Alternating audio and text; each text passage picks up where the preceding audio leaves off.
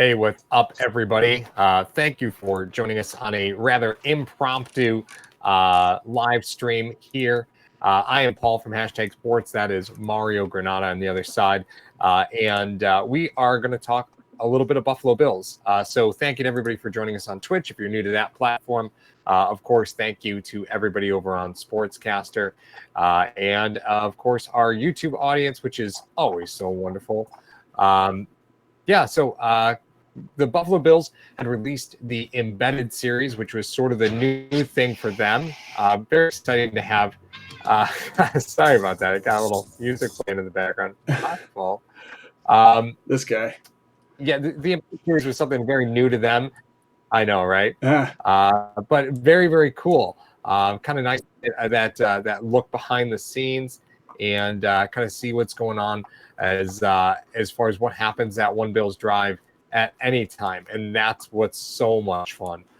Is to kind of take a look at what's going on behind the curtain. So we're going to kind of dive a little bit into that.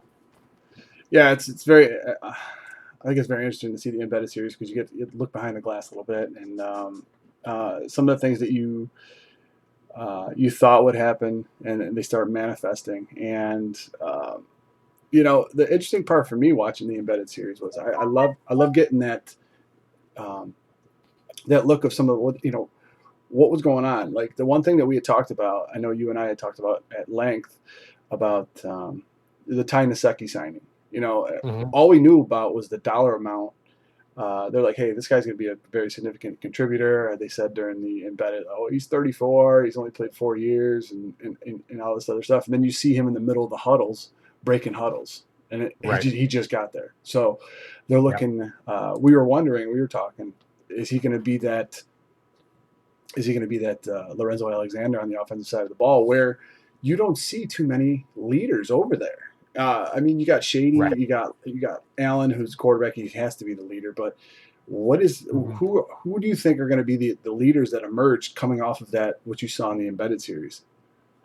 Yeah. So first off, I think it's always great to it's always great to kind of figure out what the organization thinks of players that are new, right?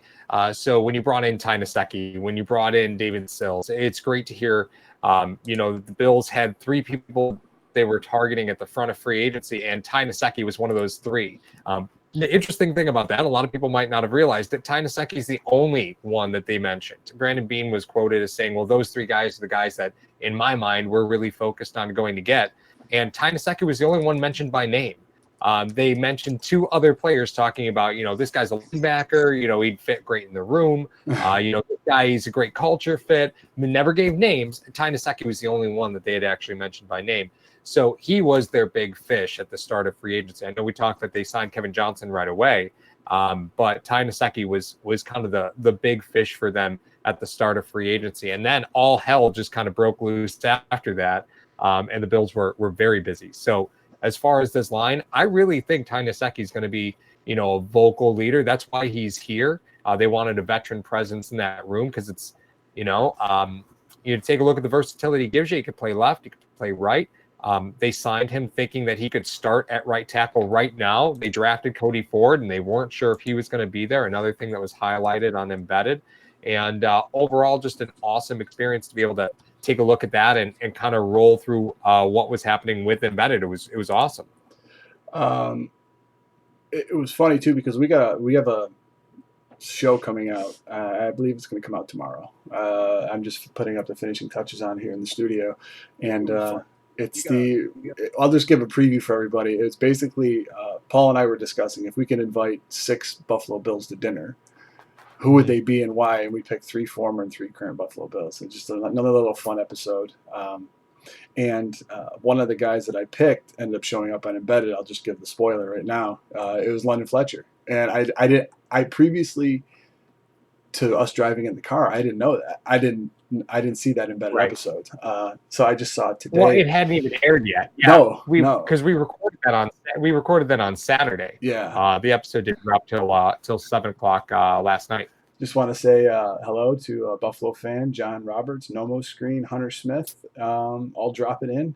Yeah, Cole Beasley was. You said Cole Beasley was dropping dimes.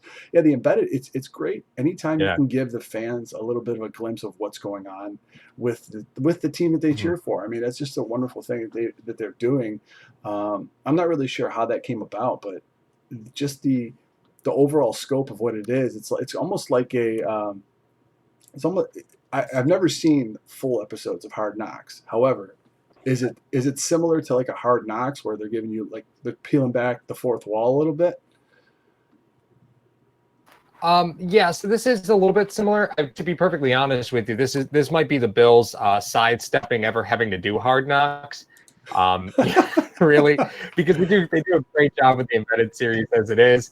Yeah, John Roberts, great media marketing manager. That's totally true. This is a great series.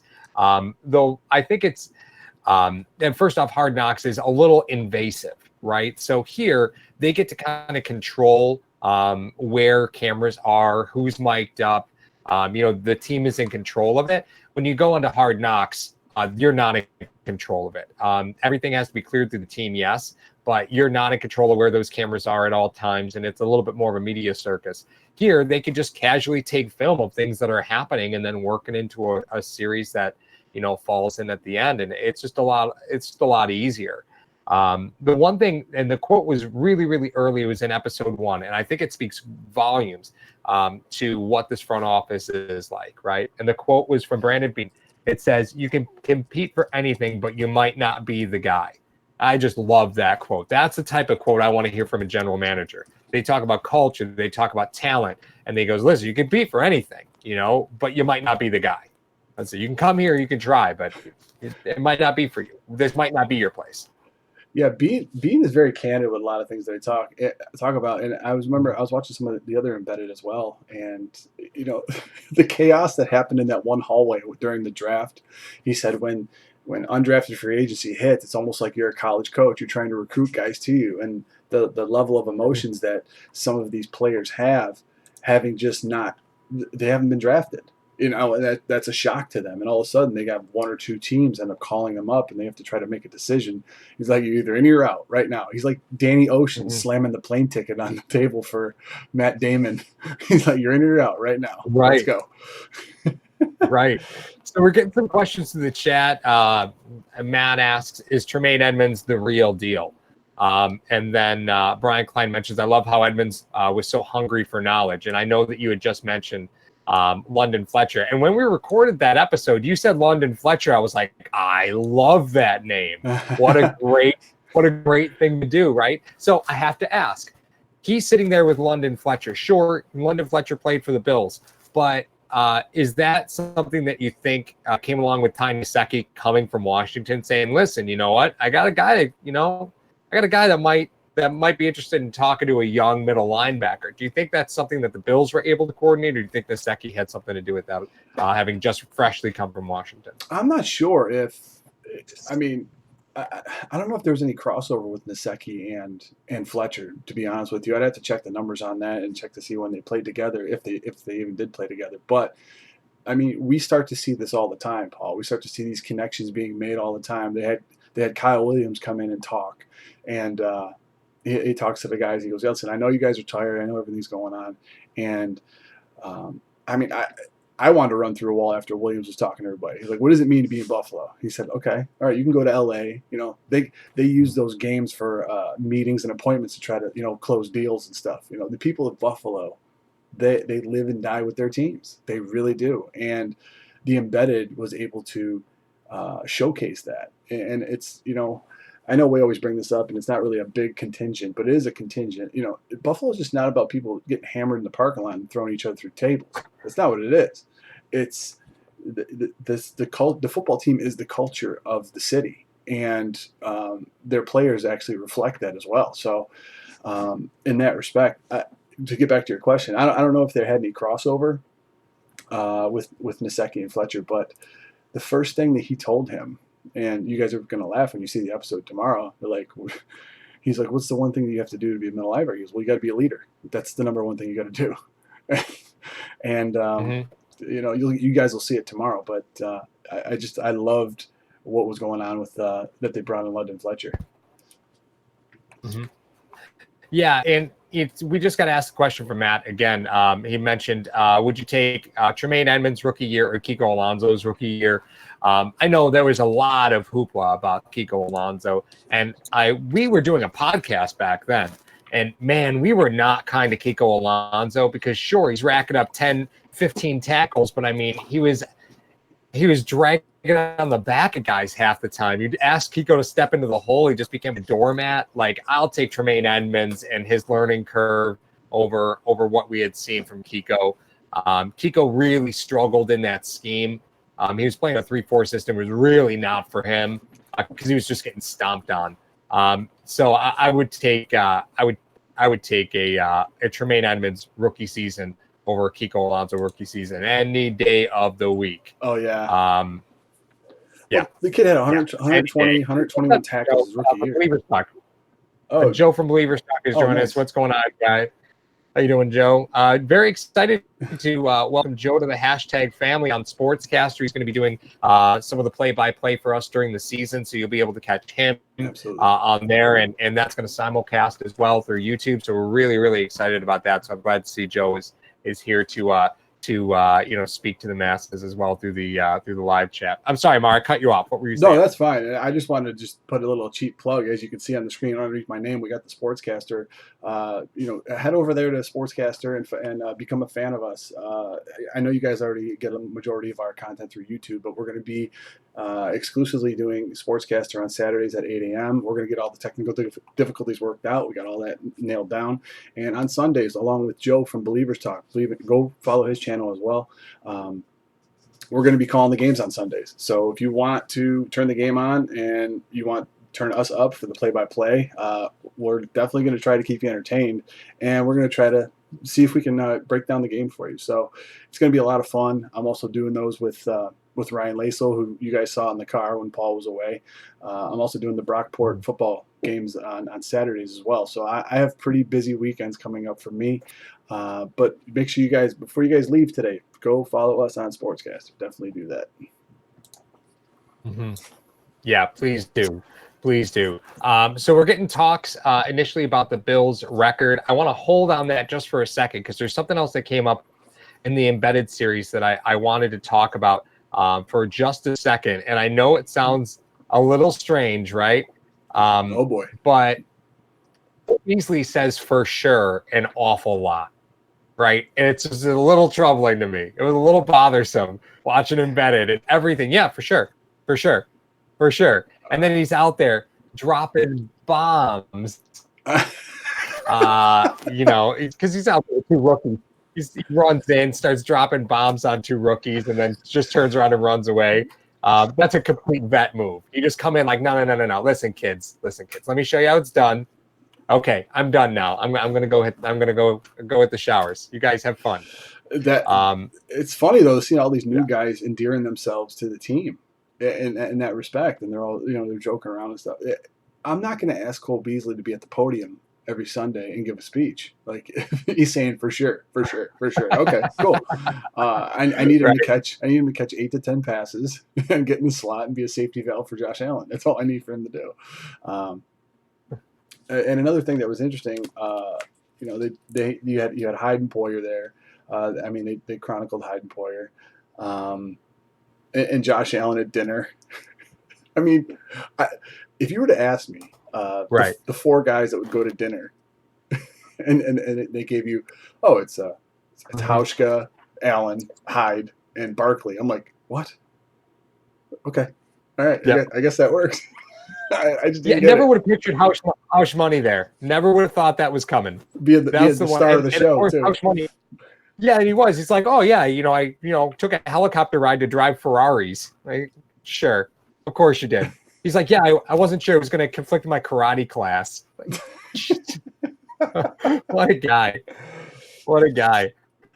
So let's hit a little bit of the comment section. Yes. So there is some comments going on about the Bills record. So first off, it is being called out that the Bills are a 6-win team. From a betting line standpoint, 6 to 6.5 is kind of where they're floating. Yeah. I really don't see 6 wins here. I'm way more bullish on it than that. I know you are too. No Mo Screen mentions 10 wins.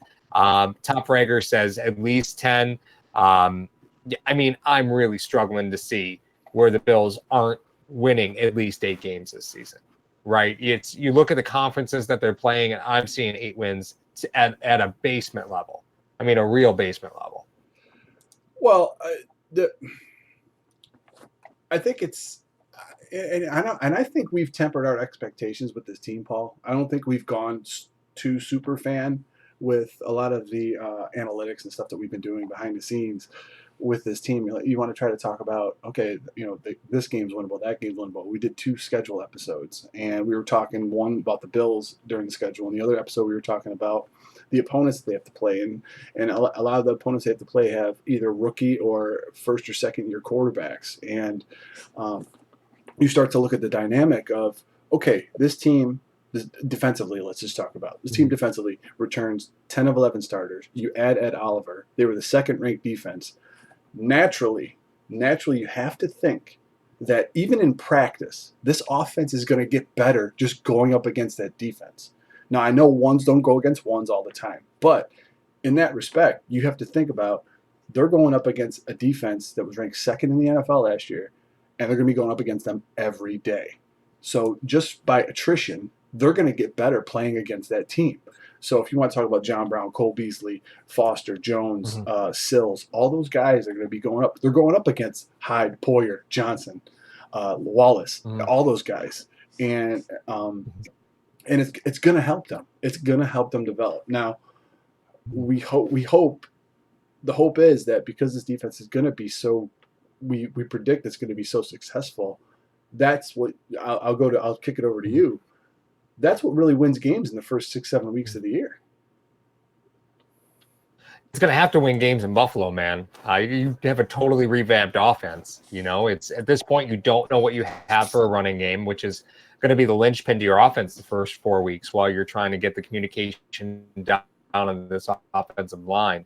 The good news is there's no quarterback battle going on like we saw last season, right? So we've rid ourselves of that problem, and I can't believe that I can say as a Bills fan, the Bills are finally set at the quarterback position.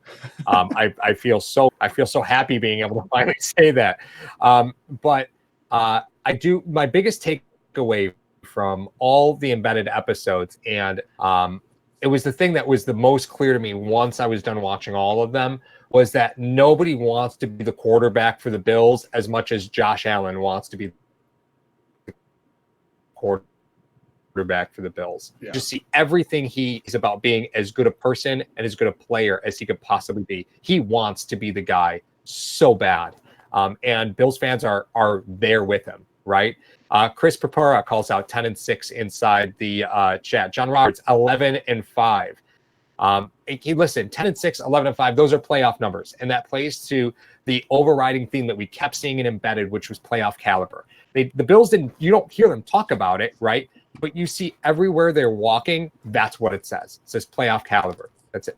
That's everything it said. Playoff caliber was everywhere, all across.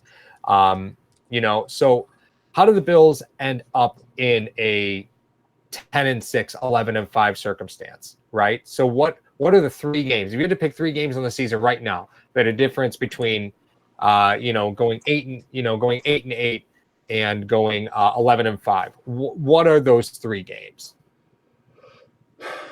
I think not counting what the division is, because I think for the Bills to have double-digit wins, you at least have to go 4-2 in the division. Doesn't matter what games they are. I know if it's a 4-2 and you don't beat the Patriots, but you sweep everybody else, that's concerning. But if you go through the season, you have to at least go 4-2. I am 100%, I think you're with me on this, I am 100% going to go with 3 out of the 4 games in the AFC North. You have to win. You have to beat the teams in the AFC. Could you survive losing a game to Philly, maybe Dallas? I don't foresee them losing to the Giants or the Redskins. But if you take that into account, where this team is going to be headed, if you plan on going 10-6, sometimes 10-6 doesn't make the playoffs. if you have a very competitive AFC West that we saw, you got the AFC South is going to be very competitive this year. The North has a lot of new parts. The East has always been the Patriots' whipping boy, but there's a lot of parts that are coming over into the division this year. So I think from that standpoint, you got to at least go 4-2 in your division. You have to take care of the AFC North. I don't want to say which games specifically, but 3 out of those 4 games you got to take in order to have a run. So. Remember old-fashioned trousers. You guys are on the wrong side. We are, according to the stream. We're not on the right side of the vehicle. No. And why are we streaming at 4 a.m.? The real question is, why are you watching at 4 a.m. your time? Sorry. Just got to ask, do you think Sills will have the team, considering the team making a full court press to acquire him? Does Sills make the team? We've seen a few questions about David Sills. Somebody, D-Wagon41 was asking about Sills from a dynasty perspective. You know what? They did make a full court press to get David Sills. They even made a comment that they never worked harder for an undrafted free agent, right? Yeah. So that speaks a lot to how much they really like David Sills. But we've talked on other episodes before that you may not see a lot of David Sills in preseason because they may look to cut him and try and slide him or put him on waivers and try and slide him to the practice squad if they don't have a spot for him day one. I'm really thinking that that's a very, very possible situation where they could still waive him, put him on the practice squad just to try and slide him in. Because if you don't, you're looking at carrying 6 receivers. And, you know, if you're going to carry Andre Roberts, now you're carrying 5 receivers. You're looking already at John Brown, Cole Beasley, I assume Robert Foster, and Zay Jones. So that's 4. So Stills is the last wide receiver spot. That's a little bit of a tough sell because he's got to play special teams. He's got to. Yeah, and I believe he will. I mean, he's one of those guys. He could be the gunner. He could be the gunners on the punt. It doesn't matter for him.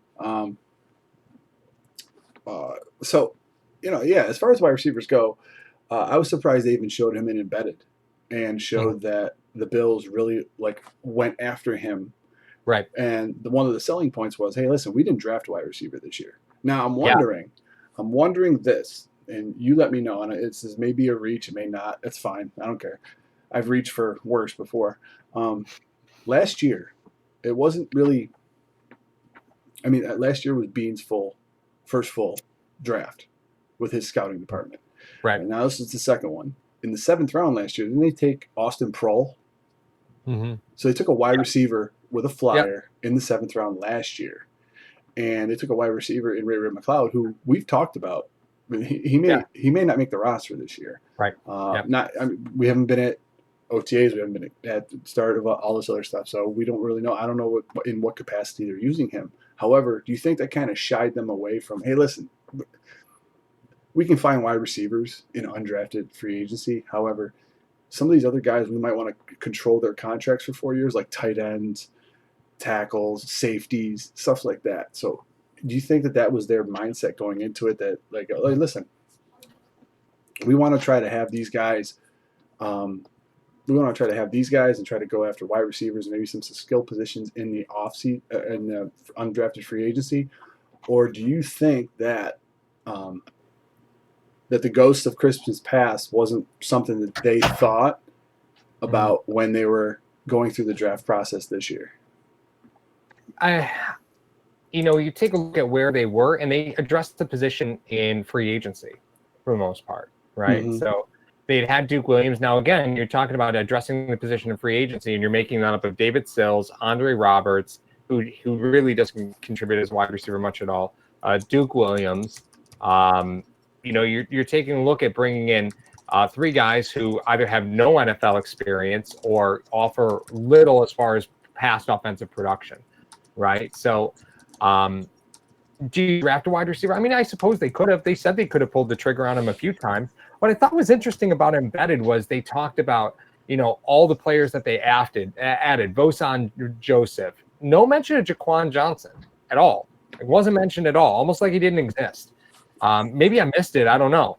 But here I mention of Jaquan Johnson at all. Well, that may be a guy they're trying to hide. We never know. That could be one of those. I don't know. Maybe that there's just listen. We don't want to showcase this guy at all. We want to make sure. But from that standpoint, and I haven't seen this in the chat, but it was one of the things that is always reoccurring as far as adding players. Rosters are at 90. You're about to go to camp. Do you foresee, barring injury, any way that the Bills sign any other player?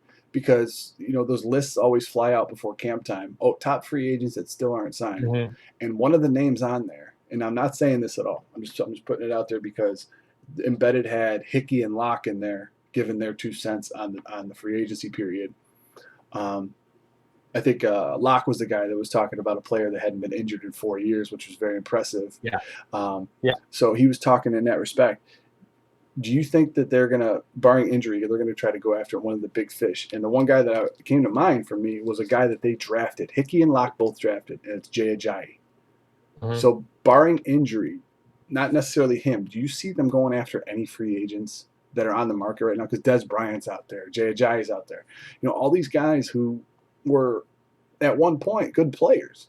Do you see them going after any of those big fish, or they're just done? They're going to go into camp with their 90 that they have, or 88 or whatever? So, I mean, we hear talks. I'm going to include Clowney in the conversation of available players, right? Because he is, right? And I've seen a few comments throughout the chat. And again, thank you guys for always being so vocal. There's comments about going out and getting Clowney, and we've talked about that on past episodes. But there's something that Brandon Bean said very early in episode 1 of Embedded that I thought kind of puts the finger on the pulse of where they are as an organization.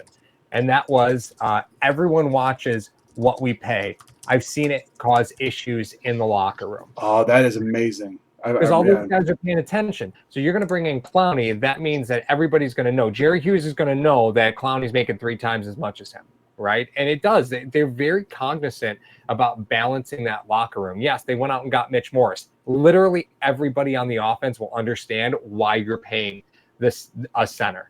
Why you went out and bought a center, right? Everybody on the offense understands that.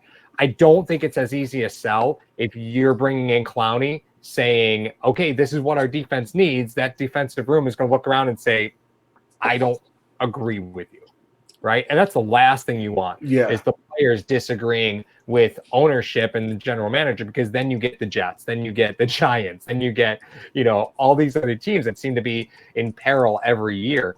So getting a player like Clowney, I don't really see. If they're going to bring anybody in, it's going to be players that are just kind of camp bodies right now, unless there's a player that can't pass up like Kirk Coleman, which we talked about in an exclusive stream found on Sportscaster. So you can go over and check out the Sportscaster page. We had done the episode on it, but again, we had some technical difficulties. I went back and kind of refreshed that conversation. And you can check out that on Sportscaster. But I just don't see them spending a ton of money, because they seem to be very cognizant of how money balances in that locker room. Now, I hear that, and you tell me if I'm thinking differently. I hear that as, okay, we're ready to take care of our own players. So when Milano gets a contract extension, when Trey White gets a contract extension, that's going to be reflected in the room, because those guys will appreciate and understand those guys have earned those extensions. So when you bring players from outside the organization in and they're making top 3, top 4 money, that sometimes that gets a little dicey. So when I hear him saying, listen, we have to be careful what we pay players, I hear that as an issue with external players being brought into the organization, not internal players getting contract extensions. No. And they have been very vocal about their guys. They always talk about, we got their guys. Well, how do you do well? You got to draft well. That was one of the quotes as well that he had on there. I think that if you sign Clowney, or you sign Gore, or trade for Gordon and then extend him, they know you're going to get a very quality player. However, those guys that have been there who've been sacrificing are going to see that. The first 2 names that come to mind are Hyde and Poyer. You got Hyde and Poyer there. They're making you signed like 6 guys this offseason that are making more than Hyde and Poyer. And they've been busting their tail for the team. So in that respect, I think extending Hughes pretty much closed the book on Clowney and trying to sign him. And what they have to do is they're going to say, listen, we have all these quality players. We got White, Edmonds. If they're still high on Dawkins, if they're down the road, they're going to have to pay Allen. They're going to pay Edmonds. They're going to pay all these guys. listen, man, we have to try to roll some money over. We can't just be spending money on all these free agents to hopefully have a 1 or 2 year window where we're good. Right. We need to have sustainability, and Mhm. one of the ways you do that is you get a solid nucleus in there. Now, the Star Mhm. contract, which everyone still hammers on, and you know how I am with Star, I know. that was a need. That was a need. You knew Kyle Williams was not going to be playing forever. You had to get a guy in there. You draft a guy in Harrison Phillips. You sign a guy who Hickey and Locke have familiar with in Miami in Jordan Phillips. You draft Ed Oliver. And then you sign a guy who could tell them how McDermott's front four should operate, Mhm. how to go through the motion, how to train, how to run, how to do all that stuff. So that's what I love as far as that respect goes. But yeah, as far as Clowney and Gordon, um, would they be great on this team? Would they be scary? Would Clowney be scary on that team across from Hughes? No doubt. Would Gordon be a nice little piece to have when McCoy moves on, which he might next year? We don't know. Yeah. However, you're going to affect the whole mood of that room if you give those guys $15 million apiece. Well, I think it also becomes, an interesting conversation when you start talking about the interior of the Bills line being the disruptive force. Because if you can get pressure with just four, right? If you can get pressure with Oliver and with Starr, with your defensive ends, you just need guys that can close the gap. That's it, right? So, I mean, you don't need world beaters on the outside when you've got pressure coming from the interior, right? You just need guys that can clean up. And I think you have that. So why invest the money in the defensive end position? We did get a question from that killer Matt. Who excites you more, Duke Williams or David Sills? The Bills are really high on Sills, and it is been mentioned in OTAs that Duke Williams is being aggressive going after the ball, which is the type of player he has to be to make this roster. If you look up and down this wide receiver group, what don't you have? It's a lot of physicality, right? Yeah. That's what they kind of thought Kelvin Benjamin was going to be. And then Kelvin Benjamin clearly didn't feel the need to show up to work every day. Because Duke Williams has to be that physical receiver. John Brown is not. Zay Jones is not. Robert Foster is not. Cole Beasley is not. If you want to make this roster, you have to be different than everybody else. David Sills kind of falls into the category of we'd love to develop him, right? He's got a lot of great tools. That on this team is going to land you on the practice squad. You have to be able to bring something to the table that's an asset right now. Now, could they make the decision come week 4 that Duke Williams is not moving the way that he needs to inside a game and say, okay, well, listen, we'll waive him. We'll bring up David Sills. If somebody picks him up, somebody picks him up. Yeah, sure. You can play the practice squad shuffle if you want. But I have a feeling like Duke Williams probably has a little bit better of an outside chance because of the dynamic that he's trying to bring if he is really being as physical as people say. Again, a lot of this is lip service. Yeah.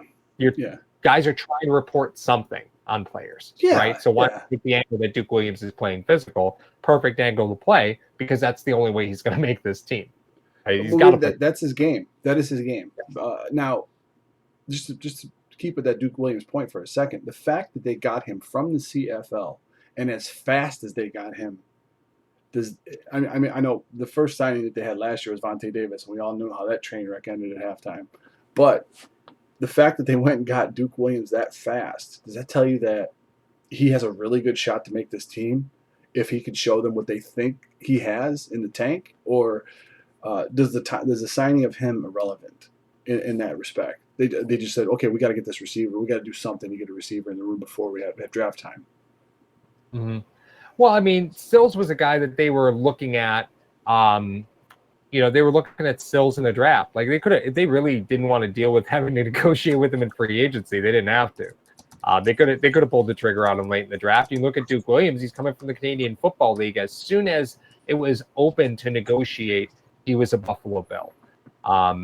Now, again, John Roberts brings up he broke a bunch of CFL records. Sure did, right? So how did he end up in Buffalo, right? So what kind of interest level does that tell you? And I'm not going to say that there's anything wrong with Buffalo, but from an outside player's perspective, it isn't always the best place to sign. Now, do they have a great sales pitch right now? Got a great sales pitch.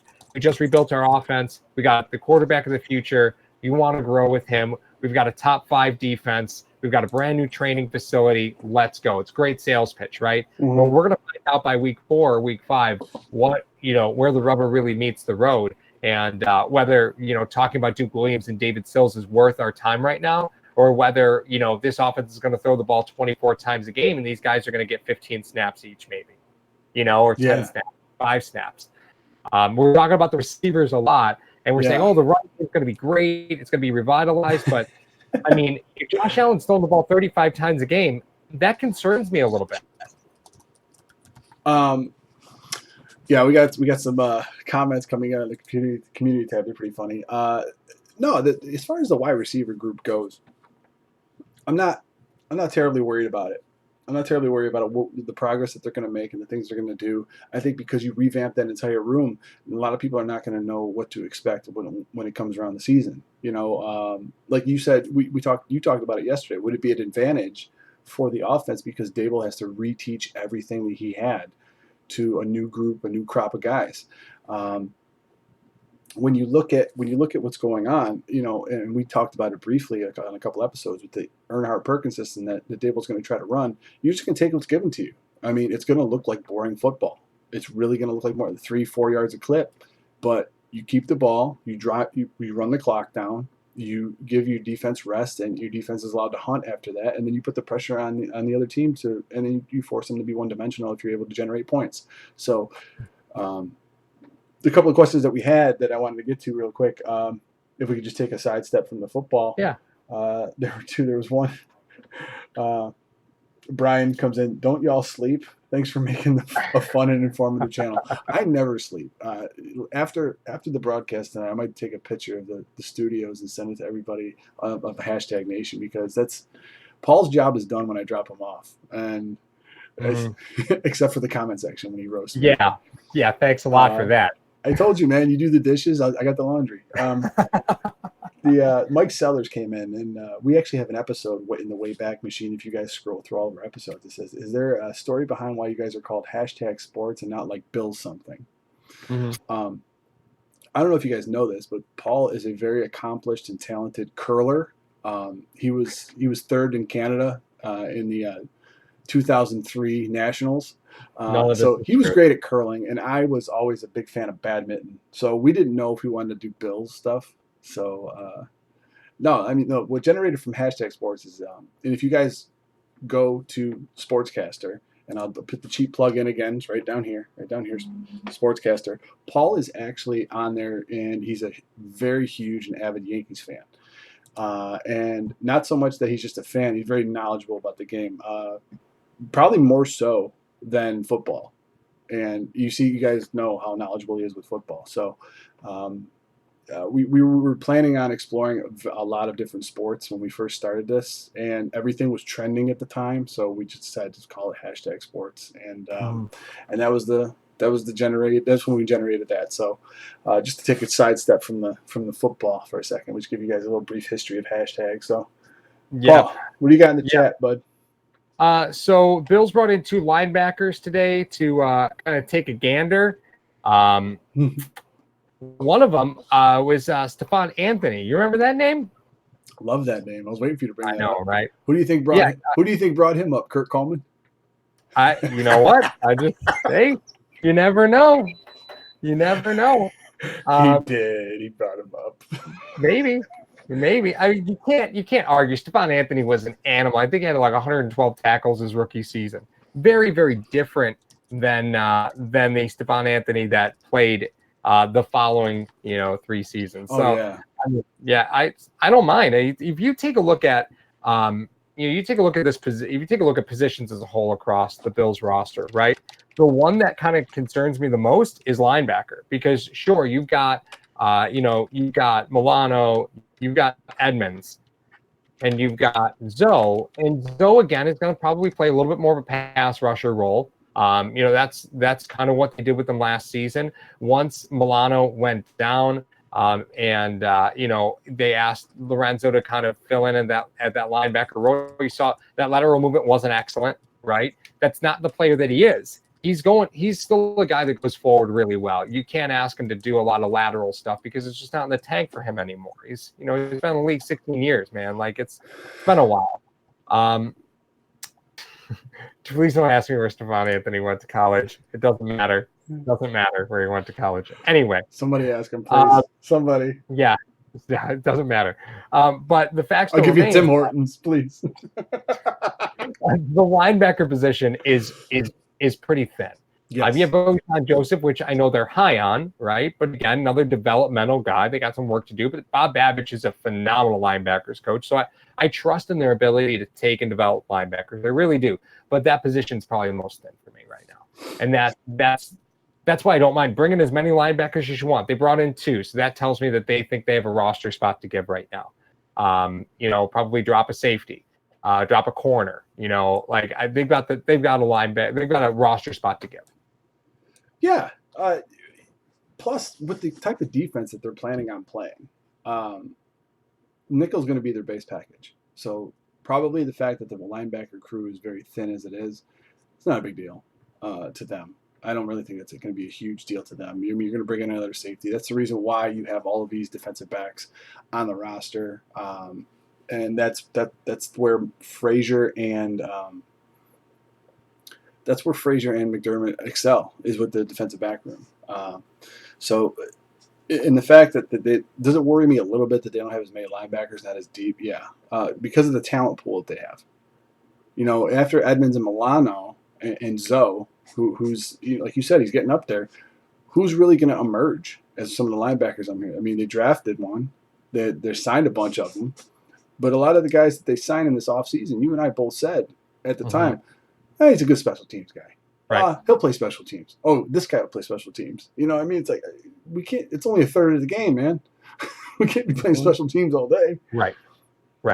And realistically, you're only looking at what, total of 12 snaps a game, right? I mean, you're not looking at a ton of snaps usually, but they're critical snaps.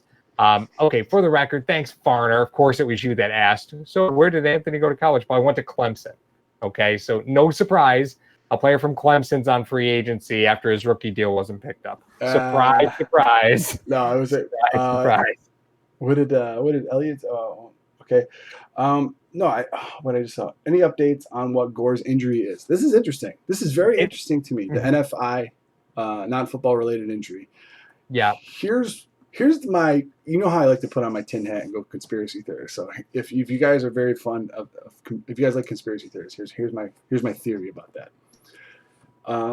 Gore, what is he really going to learn in camp that he already doesn't know on a football field?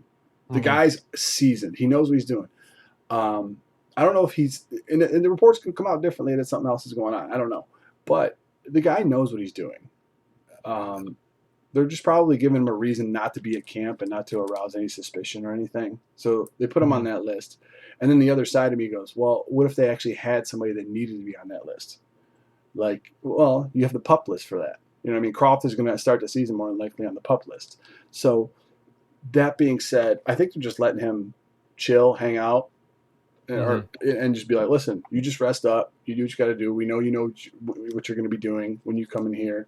We just want to have you as fresh as possible because you're making this team. It's no question that you're going to make this team. So that's my conspiracy theorist. I have zero sources or anything of why I think that. I just do. And sometimes, I don't know, maybe it's just this late, but that is interesting. Paul, do you have a different perspective on that? Do you think he's actually hurt? I mean, he's 36 for crying out loud. I don't think there's any reason to have him do anything with on-field participation. So remember, when you talk about injury designations, that's what it stops players from doing, is doing on-field work, team drills. Frank Gore doesn't need to do team drills, right? Tom Brady was hurt and on the injury report every game the last 2 seasons. It's just one of these things, right? Daniel Garies, you think he's like Bruce Smith, who was just conveniently hurt every training camp. That's pretty awesome. Yeah, remember, those injury designations only impact team activities. It doesn't limit the amount of work that you can do in a workroom or a workout room. It doesn't limit any of the work they can do on the side. It doesn't limit any film room time. It doesn't limit anything. It only limits the things that they can do on the field. Okay, so Frank Gore's still at the facility, still doing tape, he's still doing everything that he normally does, not just doing team activities. Wouldn't you rather have Devin Singletary taking those snaps right now anyway? Oh, no question. I would.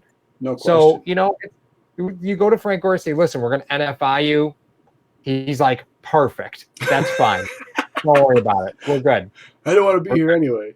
Yeah, we're good. No, I'm just kidding. Adventures with Dan asks a really good question. Who calls the defense, McDermott or Frazier? We've talked about this a bit, but I don't think it's any mystery at all that this is Leslie Frazier's defense, and Sean McDermott has an angle in it, right? Yeah. But this is Leslie Frazier's show. Do you still back that up? I 100%. I definitely feel that. I think it's one of those things. If you look at the Patriots, all right, Matt Patricia, Flores last year, any of those other defensive, Romeo Crennel, any of those guys that ever ran a defense for the Patriots didn't do so without Belichick's consent and under his guidance. So while Frazier's able to design schemes, design philosophy, design all these different things that are going to be going on within the defense themselves and game to game or whatever's going on, McDermott instilled the philosophy of what he wants his defense to be. And Frazier is going and adding his 2 cents to it as well. It is Frazier's defense, but only under the direction that McDermott wants it to go. Okay, what do you want? We want fast linebackers that can cover. I want very physical safeties. I want a front 4 that can generate a pass rush. I think last year, because that front 4 early was not generating that pass rush, that's what prompted him to get so annoyed and take over controls. Yeah. And Jerry Hughes will do that. He does it to you all the time. So sure. I 100% believe that this is Leslie Frazier's defense day in, day out, making the calls, unless something's going on that McDermott is not pleased with, and then he's just end up taking over. But to think that it's McDermott or Frazier, I think it's a combination of both of those minds coming together and instituting a philosophy that will, for the betterment of the team. And then you see all these players that are coming in now, and they fit roles that we start to talk about. I mean, in the past, we talk about, the Bills got Kiko Alonso. They run a 3-4. He's not going to be an inside line. He'll get trucked by every guard in the league. What's going on? He's 210 pounds. What's going on here? So, Kiko Alonso in a 4-3 as an outside backer or a strong safety, different story. So we started to see a direction of how this defense is going to go. And a couple of years later, they're second in the league. So I have no reservations about what Frazier and McDermott are doing over there. So yeah, it's fascinating to kind of look at the way that the team has been constructed from a defensive side. But no matter what they do, we still don't know what this team is going to be like on offense, right? We have no idea what their identity is going to be. And guys, listen, to everybody that's in the live chat right now, I love you all dearly, and I hope you forgive me when I say this, but I still am holding to my prediction. When I made this bet with the Rock Pile report, there's Seagram's escapes that are hinging on this. Let me tell you what that is. If I lose this bet, I have to pound a Seagram's escape, and I don't know if you guys have had any of those recently, but it's kind of like drinking Robitussin. A Jolly Rancher. It's awful. So I've made a bet where if I lose, I have to drink one of these on their show and just pound it, and I'm not looking forward to that. But the bet was that Brian Daboll would not start and finish the season as the offensive coordinator. I'm going to get a lot of hate for that, right? Because that typically sounds like something is going wrong, right? But teams have won the Super Bowl firing their offensive coordinator inside the season. It's all about Josh Allen's development. And the second that this team feels like that isn't being met, something's going to give, right? So you look at the miscommunication between Frazier and McDermott last season, right? That is water under the bridge, because clearly if there was any problem, Frazier wouldn't be here still. But here we are entering year 3 of Leslie Frazier as the defensive coordinator, and that's wonderful, and that's great. I'm happy to see that. We're entering year 2 of Brian Daboll, so we still don't know exactly what he wanted to do, because last season they kept the offense on life support. They were doing whatever they could to move the football. So I'm willing to give this a chance. But just so you are all aware, in full transparency, I do have a bet on the table that is rather humiliating. It's not Tom Brady in the Kia eating wings at 8 o'clock in the morning humiliating, but it is humiliating nonetheless. I do have a horse in this race. So just full transparency. And to just to kind of bring everybody up to speed about my counterpart over here, this guy.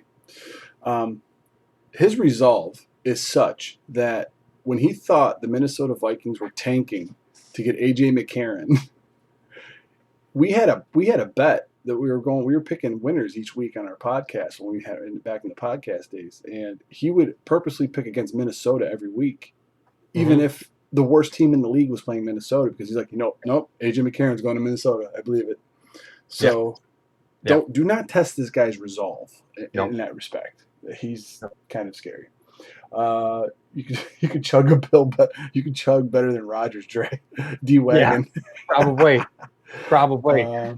If you guys didn't see the episode that we just recently released, we did an episode on what if, talking about what if the Bills didn't draft J.P. Lossman, and kind of everything that went around that. There's a lot that goes into that conversation. That could have been an hour-long episode, to be perfectly honest, but it's about 20 minutes long. It's a really neat exercise in what ifs. So if you guys have suggestions, don't be afraid to drop them in the comment section on that video, or even in the live chat here, because we definitely want to talk about doing some more of those what ifs during the season. Probably not going to get to them because there's a lot going on, but it'll be a fun bye week thing to do. It'll be a fun thing to do late in the season. So if there's anything that you think would be cool as far as the what if scenarios, like what if the Bills didn't draft Sammy Watkins, or what if the Bills, I don't really want to go too much into it because I don't want to steal any ideas for you. Just let us know. He said Watkins. I do want to point out, Elliot did ask. Well, I think it was Elliot or Farner. It was one of those clowns that wanted you to do. You just call him a clown. Yeah, don't worry about it. They wanted to do the J.P. Lossman as White Goodman from Dodgeball. You don't obviously swear, but they wanted to hear you go, after J.P. Lossman, because you do it so good. I wanted Rodgers, J.P. Lossman. I was not a fan of Lossman when he first came out, because they were always talking about, hey, JP is the best quarterback in the draft from the waist up. I'm like, what the heck does that even mean? Doesn't make any sense. That means his footwork sucks and his arm is good. Like, what the heck is going on here? But it's that faithful part of the night, Paul, where we're going to have to wrap this up before the clock hits 12 and then you turn into a pumpkin. So we wanted to thank everybody tonight for joining us on the live feed. Paul came to me. He said, "Listen, I saw the embedded series. We got to do a live stream. We got to talk to Hashtag Nation and get our voice out there and everything." So just really quick for me, if you can go down here, if you haven't gone down there yet, go down to sportscaster.com/sports. We are going to be broadcasting the Bills games with Joe from Believers Talk, also on Twitter, every Sunday. And then we're going to be doing our live feeds exclusive only to Sportscaster every Saturday at 8 a.m. Like I said before, at the beginning of the broadcast, we had a little technical difficulties, but we're fixing that and everything should be good. If I click over on Paul, well, you guys are already on YouTube, so that doesn't matter. So, and if you haven't given us a follow on Twitter, if you guys are in the Twitterverse, we're actually on there, and we have our website as well, just below our screens now. But thank you guys for the support you guys have given us, and Hashtag Nation always, the engagement and everything you guys do is just phenomenal. So from Paul and me, we are out for the evening. Y'all get some sleep. Get out of here. Later, guys.